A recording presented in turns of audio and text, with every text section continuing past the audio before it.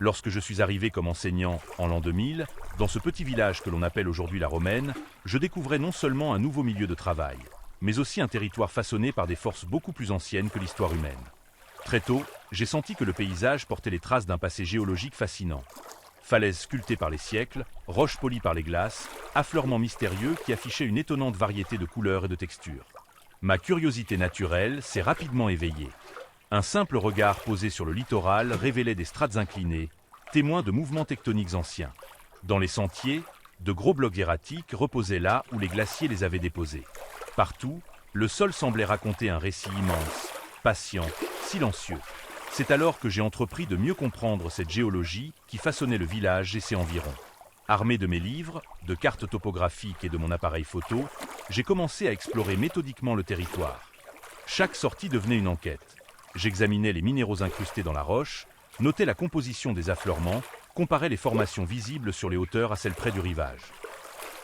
Au fil des semaines, mes promenades se sont transformées en véritables expéditions. Je partais dès les premières lueurs pour profiter de l'éclairage du matin, qui révèle si bien les reliefs subtils et les lignes de fracture. Je longeais les falaises battues par le vent, grimpais les collines de granit, scrutais les galets arrondis qui jonchaient les plages et portaient encore la marque des anciens glaciers. À chaque découverte, je consignais mes observations. La forme d'un pli, la présence d'un quartz translucide, une veine de feldspath rosé, ou encore une fracture oxydée qui indiquait l'histoire d'un bouleversement ancien. Au bout de plus d'un été complet de recherche et de relevés, je suis parvenu à dresser un inventaire étonnamment riche des formations et structures géologiques de la région. J'avais identifié une grande diversité de roches ignées, métamorphiques et sédimentaires, chacune témoignant d'un chapitre différent de l'histoire de la côte nord. Période de refroidissement du magma profond, compression tectonique, passage de glaciers titanesques, et même des traces subtiles de l'ancien littoral marin. Ce travail de terrain, bien que modeste au regard de l'immensité du temps géologique, m'a permis de comprendre à quel point la Romaine repose sur un socle d'une complexité et d'une beauté remarquables. Les photographies et descriptions présentées dans ce texte ne représentent qu'une infime partie de ce que j'ai pu observer.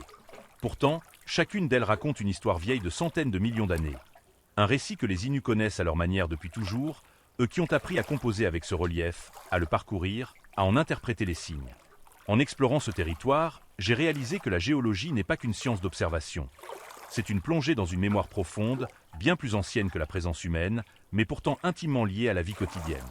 Les roches, les falaises et les collines racontent les origines du paysage qui soutient la communauté et témoignent de la puissance des forces naturelles qui l'ont façonné. Cet inventaire, aussi humble soit-il, se veut un hommage à cette terre nordique, à ces millions d'années d'histoire silencieuse et à tous ceux qui, depuis des générations, apprennent à vivre en harmonie avec ce relief façonné par le temps.